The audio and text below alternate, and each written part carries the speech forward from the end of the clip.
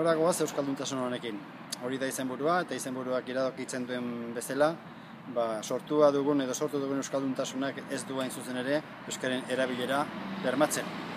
Ikasten da edo transmititzen da modu akademiko batean, D-ereduaren bidez, baina D-ereduak gero erabilpena ez du sustatzen beharrain bat, edo behintzat D-ereduak sortzen dituen euskal hiztunak ez dira, esan dezagun, euskal nortasuna duten hiztunak eta ez dira hain zuzen ere euskararen baitan ondo sentitzen.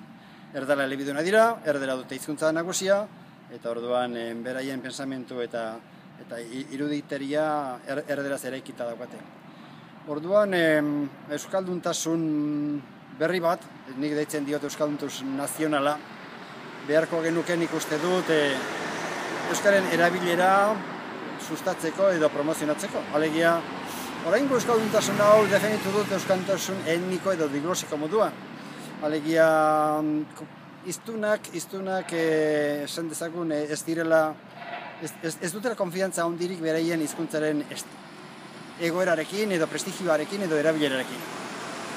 Hizkuntza etniko diglosikoak izan ere betetzen dituzten funtzioak gehien bat informalak dira, etxekoak eta etxe ingurukoak, baina ez dute funtzio hegemoniko nazionalik betetzen, eta funtzio hegemoniko prestigio duten funtzio horiek espainolaren eta frantsesaren esku daude gehien bat, eta orduan kontua da euskal hiztun hauskorra dela eta erreiz pasatzen dela hizkuntza batetik bestera, esan nahi dut, euskeratik gainerako hizkuntza hegemoniko horietara. Beraz, proposatzen dudana da nazio kontzientzia edo nazio identitatea duten hiztuna sortzea eta euskararekin batera transmisio horretan hain zuzen ere kontestu zabalago batean identitate nazional bat euskalduntasunaren dimensio guztiak hartuko lituzkena, alegia. Ez da dila izan euskara komunitate etniko marginal baten hizkuntza baizik eta eguneroko bizitza modernoak garaikidea egiteko balio digun hizkuntza bat.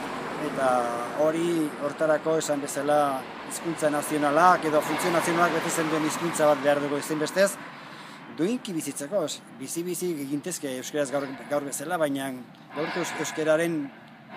gaurko euskaldunen bizimodua salbuespenak salbuespen badago noski, badago masa kritiko txiki bat, esan dezagun euskalduntasun kultural batean edo bizi dena, baina gehien bat euskara ahozko hizkuntza da, eta albisteak eta informazioa eta ezagutza eta kognizioa, gero esan dezagun hizkuntza kulturala edo kultura hizkuntza gehien bat espainola dela, hemen eta frantsesa, eta baita hori itzaigura bakarrik gertatzen euskaldun zaharroi, esan nahi dut alfabetotu gabekoi edo D-ereduan ikasi ez genuen nahi.